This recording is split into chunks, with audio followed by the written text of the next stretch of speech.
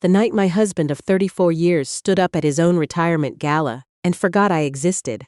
I was sitting 3 tables away in a dress I'd bought 6 months earlier, just for that evening. I remember thinking, as I watched him laugh and lean into the woman's beside him, that I should have worn the blue one instead. Funny, the things your mind does when it's trying not to fall apart. My name is Mildred Oakes, and I am 63 years old. I have lived in Oakville, Ontario my whole adult life. I raised 2 children in a house on Trafalgar Road, drove them to hockey practice in February snowstorms, packed lunches for 30 years, and worked part-time at the library until my knees told me it was time to stop. I am not a dramatic woman. I don't make scenes. I don't raise my voice. I was taught, very early, that a good wife keeps the peace. So when I first noticed that my husband, Arthur Oakes, was becoming someone I didn't recognize, I told myself it was the stress of retirement approaching. Men get funny, I thought. They panic. They don't know who they are outside of a job title. I gave him the benefit of every doubt I had. I should have kept a few of them for myself. Arthur had worked for 34 years as a senior project manager at Meridian Infrastructure Group, one of those mid-size civil engineering firms that builds overpasses and water treatment facilities. Unglamorous work, but steady, and he was good at it. His retirement party was the company's idea, not his. They booked a ballroom at the Hilton in Mississauga, 400 people. A champagne reception, a slideshow. That detail still catches in my throat sometimes. It started, as these things often do, with something small enough to explain away. About 8 months before the retirement party, Arthur began staying later at the office. Not every night, but enough that I noticed. He'd always been the kind of man who was home by 6, who made a point of it, who said family dinner mattered. Then 6 became 7. Then 7 became 9. And when I asked, he said the transition handover was complicated, that he was training his replacement, that the last months of a long career were always like this. I believed him. Why wouldn't I? Then came the phone. He'd always left it on the kitchen counter when he got home, charging by the coffee maker. One Tuesday evening in February, I went to move it so I could plug in the kettle, and he was across the room in 3 steps, taking it from my hand before I'd even lifted it. "Battery's almost dead," he said. "I need it in case the office calls." He held it the rest of the night. I didn't say anything. I told myself I was being paranoid. I went upstairs, ran a bath, and sat in the water until it went cold. I cried a little, and I hated myself for crying, because I didn't even have a reason yet. I just felt it, that cold shift in the air between 2 people who have been together long enough to know when something's wrong without being able to name it. Our son, my son Christopher, was the one who first said it out loud. Christopher is 31, works in IT in Hamilton, drives up to see us most Sundays. He's quieter than his father, more watchful, always has been. When he was a boy, he'd sit at the dinner table and take in everything before he spoke. As an adult, he's the same. He called me one Sunday in March. He hadn't been able to make it that week, and after we talked about nothing for a few minutes, he got quiet in that particular way of his, and then he said, "Mom, is Dad doing all right?" I said I thought so. Christopher was quiet again. Then, he wasn't at his office last Thursday at 4 o'clock. I drove past on my way through. His car wasn't there. I texted him and he said he was working late. I didn't respond right away. "I'm not trying to cause trouble," Christopher said. "I just thought you should know." I thanked him and changed the subject. After I hung up, I sat at the kitchen table for a long time with my hands around a mug that had gone cold. The house was very quiet. Outside, the last of the winter snow was melting off the roof, dripping in slow intervals along the eaves. I listened to it and thought about what I was going to do. I was not the kind of woman who hired investigators. I didn't even know how one went about doing such a thing. But I also wasn't ready to confront Arthur without knowing what I was confronting. So I did what any 62-year-old woman with too much time and a library card does. I started paying attention. I began noticing things I'd trained myself not to see. A receipt in his coat pocket for a restaurant in Burlington I'd never heard of. A Tuesday, when he'd told me he had a working dinner at the office. A charge on the credit card for a florist, on a Wednesday in April, which happened to be neither my birthday nor our anniversary. And once, when he'd left his laptop open on the dining room table and gone to answer the front door, I walked past it and saw a name in the top corner of his email, Tessa Marlowe, and a subject line that read, "Last night." I kept walking. I went into the kitchen. I turned on the tap and held my wrists under the cold water and breathed. I did not open the email, but I did not forget the name. Tessa Marlowe, I eventually learned, was 37 years old and had joined Meridian 18 months prior as an external communication consultant. She worked with senior management on public-facing projects. She had shoulder-length copper hair and a way of laughing that I would later observe took up a great deal of space in a room. I'm not proud of everything I did in those months. I'm not going to pretend I handled it with perfect grace. There were nights I stood in the dark outside our bedroom door listening to him breathe and hating him, and wanting to go in and shake him and demand to know what he thought he was doing, who he thought I was, what he imagined 34 years was worth. I didn't. I went back to bed. I stared at the ceiling. I made decisions. I had a conversation with a woman at my church, Maureen Fitzgerald, who had gone through something similar 8 years ago and who had quietly and without fanfare navigated herself out the other side. I didn't tell her about Arthur specifically. I didn't need to. She seemed to understand anyway. She gave me the name of her lawyer. I took it. I also had a conversation with Christopher. Not about everything, but enough. He was steadier than I expected, which shouldn't have surprised me. He'd always been steady. He asked me what I needed from him. I told him I wasn't sure yet, but that I'd know when the time came. "Whatever you decide," he said. "I'm with you." I held on to that. The retirement party was set for the second Saturday in October. Meridian had been planning it for months. Arthur was to be formally honored, speeches given, a plaque presented, the slideshow shown. His colleagues had asked me, warmly, genuinely, they were good people, to contribute photos from home, family moments. I sent them our wedding photo, a shot of Arthur with Christopher and our daughter Pauline, at the lake one summer in the 90s, a picture of him holding his father's hand in the hospital the year his father died. Photos of a man's life. Of our life together. Arthur was proud of the party. I could see it in the way he talked about it, straightening when the subject came up, a particular brightness in his eyes. He'd booked us a room at the Hilton so we wouldn't have to drive back afterward. He told his mother. He told the neighbors. He also, I had learned by then, had made plans to see Tessa Marlowe the morning of the event. A brunch, he told me, with some former colleagues. He kissed me on the cheek before he left. He smelled of the cologne I'd given him for Christmas. I spent that morning on the phone with my lawyer. I want to be careful about how I tell this next part, because it was not something I planned with any cruelty. I want to be clear about that. There was nothing in me that wanted spectacle for its own sake. What I wanted was truth. What I wanted was for the people who had watched me stand beside this man for 34 years, his colleagues, his friends, the people who had come to celebrate him, to know who they were actually celebrating. Meridian's events coordinator, a very organized young woman named Bridget Park, had emailed me in September asking whether I'd like to say a few words at the dinner. A surprise speech from the spouse, something personal, something warm, to close out the evening. I'd written back within the hour and said yes. I spent 3 weeks writing that speech. My daughter Pauline flew in from Vancouver. She's 34, works in pharmaceutical research, has her father's dark eyes and my stubbornness, which she'll deny. I'd called her 6 weeks earlier and told her everything I knew. She was quiet on the phone for a long moment, and then she said, "Mom, what do you want to do?" "I want to be honest," I said. Another pause. "Then I'll be there." She was. She arrived Friday afternoon. We sat at my kitchen table and drank tea, and I showed her what I had, and we talked until midnight. She didn't try to talk me out of anything. She did ask me, twice, whether I was certain. I was. The night of the party, the ballroom at the Hilton was everything Meridian had hoped it would be.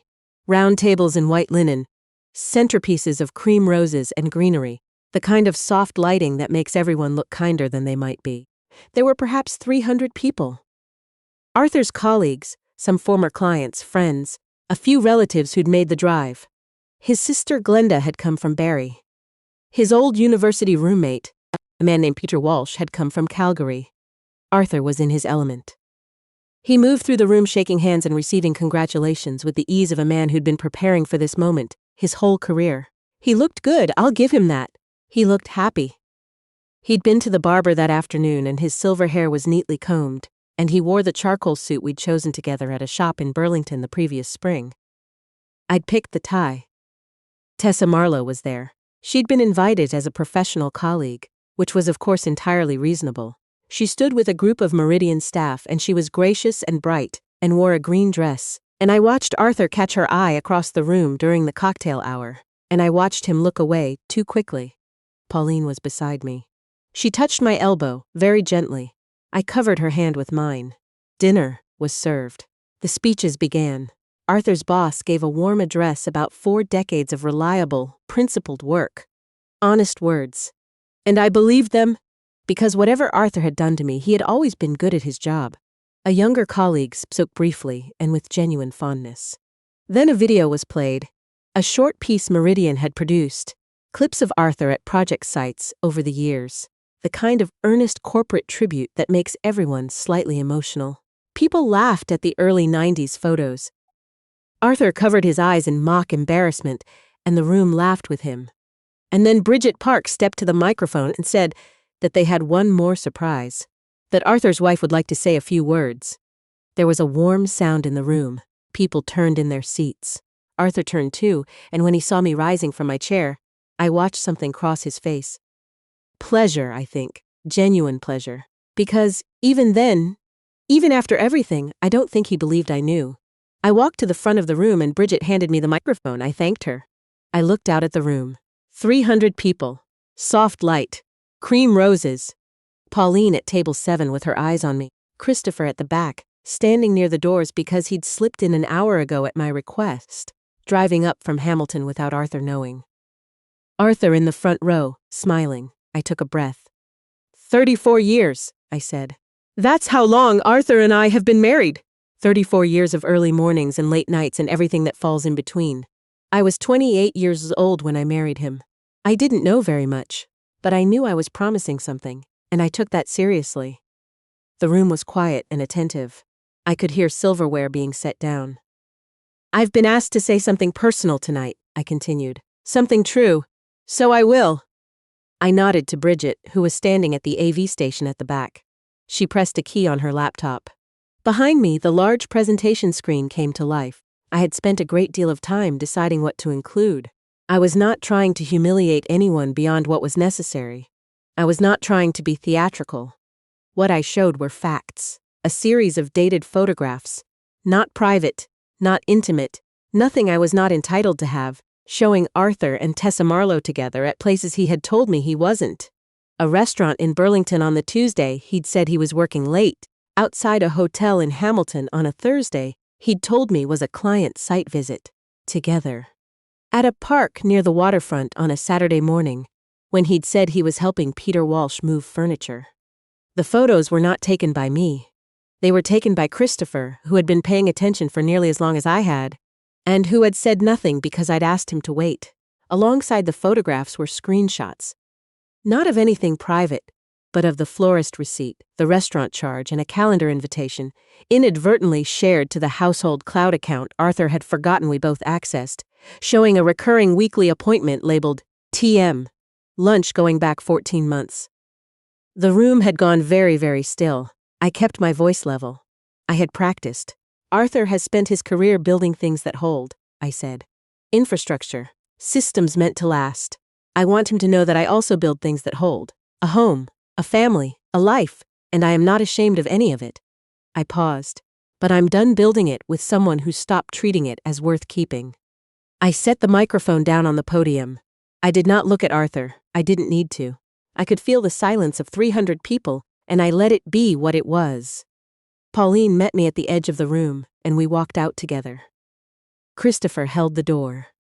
In the corridor outside the ballroom, I leaned against the wall and let out a long breath, and Pauline put her arms around me, and Christopher stood a few feet away with his hands in his pockets, watching the hallway, giving us space. He's always known when to be close and when to step back. After a moment, I straightened up. All right, I said. All right, Pauline said. We went and got our coats. I won't tell you that what followed was simple, because it wasn't. Nothing about the end of a long marriage is simple, even one that has been quietly failing for longer than you let yourself see. The drive home from Mississauga that night, in Pauline's rental car, through the October dark, past the lights coming off the lake. That was one of the loneliest drives of my life, and I have had some lonely drives. I let myself feel that. I didn't pretend otherwise. Arthur called twice before we reached Oakville. I didn't answer. He texted once. Just my name, Mildred, followed by nothing, as though he'd started to say something and couldn't find what came after it. I put my phone face down on the console and watched the highway go by. He came home 2 days later. He tried to explain. He used words like confused and lost, and I never meant for this to go so far. And I listened to all of it because I am his wife, was his wife. And I believed in listening, even when listening cost me something. But listening wasn't the same as accepting. And when he finished, I said, quietly, that I had already spoken with a lawyer and that I needed him to stay elsewhere while we worked through the process. He looked as though the floor had shifted. You've already spoken to a lawyer? I have, I said. When? In September. He was quiet for a moment, then, how long have you known? Long enough, I said. I don't say that to be cold. I say it because it was the truest thing I had. I had known long enough to grieve it privately, to make decisions, to stop waiting for him to choose me. There comes a point in certain kinds of pain where you realize no one is going to spare you from it, and the kindest thing you can do for yourself is take responsibility for your own getting through. Tessa Marlowe left Meridian by the end of the year. I don't know where she went, and I don't think about her much. She was part of something I don't intend to carry forward with me. Pauline stayed for 2 weeks. We went for long walks along the lake trail, even in the rain. And we talked about things we hadn't talked about in years. Her grandmother, my own marriage to my parents, what I wanted the next part of my life to look like. She made soup. She is not a sentimental woman, my daughter, but she is a present one, and presence, I have learned, is worth more than sentiment anyway. Christopher comes for Sunday dinners now, as he always did, except now he sits at the head of the table without being asked, because the chair at the head of the table is empty, and someone might as well use it. We don't talk about it. We just have dinner. It's good soup. Sometimes it's frozen pizza, because neither of us could be bothered, and that's all right too. I won't pretend I feel nothing. I feel quite a lot, most days. Some mornings I wake up and reach for the familiar shape of a person who isn't there. And there's a moment, before I'm fully awake, where everything is still the way it was. And then I wake up the rest of the way. And I remember.